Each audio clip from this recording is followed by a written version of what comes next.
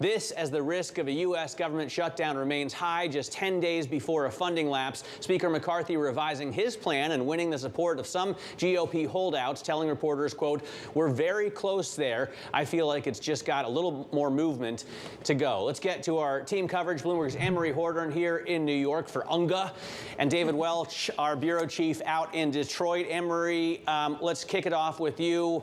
How likely is it that we have a government shutdown? Well, we're heading towards that at the moment, although Speaker McCarthy did have a meeting last night. It lasted about 2 hours with the entire conference. And I think there's a few things you need to watch out for. This morning, we're going to see a vote on the rule of the defense budget. Remember, they voted it down whether or not to even debate it.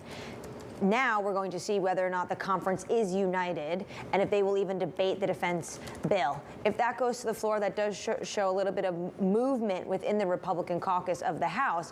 What McCarthy is trying to do, though, with this continuing resolution that has a lot of provisions that the hard right flank of his party wants to see, is he really wants to make sure he's exploring all these options to keep his conference together, to have some leverage in the Senate. We saw this same strategy with the debt ceiling negotiation. Of course, the issue is that is likely going to be dead on the arrival in the Senate. So if it does come back to the House for a vote, it's going to be more of a moderate, toned down, continuing resolution to keep the government open. They have 9 days to do this.